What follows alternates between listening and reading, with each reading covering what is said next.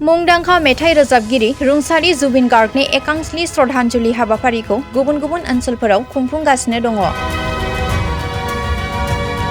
बेबायदिनो उदालगुरि जिल्लानि हरिसिंगा थानानि बेन्दोङाव थानाय बेंबारियाव समाज सिबियारि मुस्रि निथुल देखाया जुबिन गार्गनि श्रद्धांजलि हाबाफारिखौ खुंफुंदों। श्रद्धांजलि हाबाफारियाव ओनसोलनि रायजो राजाफोरा बाहागो लानानै बिबार बावो। निथुल देखानि खुंफुंनाय श्रद्धांजलि हाबाफारियाव हरिसिंगा आन्चलिक साहित्य सभानि आफादगिरि पुष्पधर नाथ, लेङाइ आफादगिरि फनिन दास, टंला जौमा फरायसालिनि बारग' गोरायुं कटेश्वर बरुवा, बेंबारि गोजौ फरायसालिनि बारग' फोरोंगिरि देबजित देखा, दुर्गेश्वर कुमार, टंला फालांगि गौथुमनि बिबानगिरि बिथांमोनहा बाहागो लायो। जुबिन অবিহনে এটা মাহ কটালোঁ। জুবিন অবিহনে এনেকুৱা লাগিছে যে অসমখনে শূন্য। মই ক'ব খোজা নাই যে সংগীত জগত শূন্য, এনেকুৱা লাগিছে যে অসমখনে শূন্য হৈছে, অসমখনে মৰহি গৈছে। আৰু জুবিন গাৰ্গৰ প্ৰথমতে মৃত্যুটো আমি এটা দুৰ্ঘটনা হিচাপে লৈছিলোঁ যদিও কালক্ৰমত লাহে লাহে আমি বুজি উঠিছোঁ এয়া যেন ঠিক দুৰ্ঘটনা নহয়, এই মৃত্যুৰ মাজত বা মৃত্যুৰ পিছত কিবা এটা ৰহস্য লুকাই আছে। গতিকে মই আজি আপোনালোকৰ যোগেদি মই অসম চৰকাৰ তথা ভাৰত চৰকাৰ অনুৰোধ জনাব বিচাৰিছোঁ যে জুবিন গাৰ্গৰ আমাক ন্যায় লাগে। We want justice for Zubeen Garg. কাৰণ জুবিন অবিহনে অসমৰ একো নহ'ব যদিও আমাৰ উঠি অহা প্ৰজন্মৰ কাৰণে জুবিন গাৰ্গ সদায় আদৰ্শ হৈ থাকিব। আৰু আমিও জুবিনৰ আদৰ্শলৈ জীয়াই থাকিবলৈ চেষ্টা কৰিম। কাৰণ অসম বিখ্যাত আছিলে কেৱল চাহ, গড় আৰু জুবিন গাৰ্গৰ। গতিকে এতিয়া জুবিন গাৰ্গ নাই।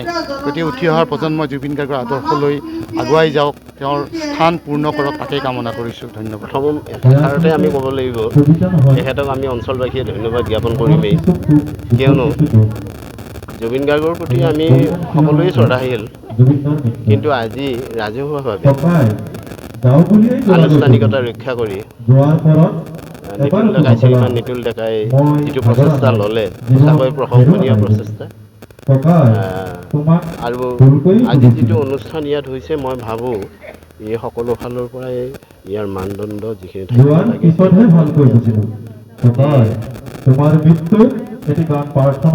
জুবিন গাৰ্গৰ মৃত্যুৰ এমাহৰ পূৰ্ণ হোৱাৰ উপলক্ষে আমাৰ পৰম্পৰা হিন্দু সমাজৰ যিটো ৰীতি শ্ৰাদ্ধ পতা, মাহিলী শ্ৰাদ্ধ জনোৱা, আজি তদ্ৰূপ আমি যেন এই অঞ্চলবাসীয়ে জুবিন গাৰ্গক আমি এই এমাহৰ মূৰত আমি আজি শ্ৰদ্ধা জনাবলৈ এটা সুযোগ আমাক শ্ৰীমান নিতুল ডেকাই দিলে। আৰু তাৰ বাবে মই ব্যক্তিগতভাৱে ধন্যবাদ জনোৱাৰ উপৰিও আমি অঞ্চলবাসীয়েও অকল নিতুল ডেকা বুলিয়েই নহয়, আজি পৰিয়ালবৰ্গৰ ইয়াত যথেষ্ট অৱদান আছে, আটাইলৈকে আমি ধন্যবাদ জ্ঞাপন।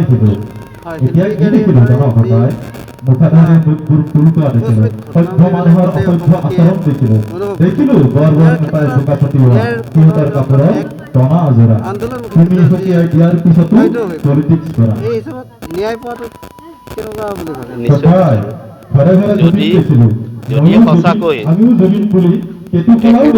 আমি প্ৰথমতে জুবিন গাৰ্গৰ মৃত্যু আকস্মিক মৃত্যু, অকাল মৃত্যু এনেভাৱেই লৈছিলোঁ, কিন্তু তাৰ পিছতে যেতিয়া সময় বাগৰিল, সময় বাগৰাৰ পিছত দেখিবলৈ পালোঁ যে অকল আকস্মিক মৃত্যু বা অকাল মৃত্যুৱেই নহয় জুবিন গাৰ্গৰ, ইয়েদি অস্বাভাৱিক মৃত্যু হ'ব পাৰে, স্বাভাৱিক মৃত্যু নহয় বুলি এতিয়া আমাৰ অসমবাসীৰ মনত এটা সন্দেহৰ ধাৰণা সকলোৰে হৈছে, আমাৰ অকল নহয়।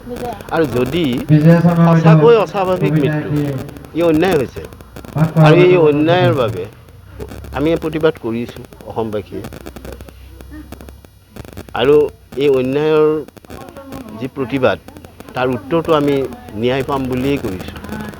গতিকে অসমবাসীৰ লগতে আমি সকলোৱেই একমত যে তেখেতৰ মানে মৃত্যু যদি সঁচাকৈ অস্বাভাৱিক মৃত্যু তেনেহ'লে ন্যায় লাগিব, আমাক ন্যায় লাগিব। কাৰণ আমাৰ সাংস্কৃতিক জগতখনত যথেষ্ট ক্ষতি হৈছে, এইটো সকলোৱে স্বীকাৰ্য।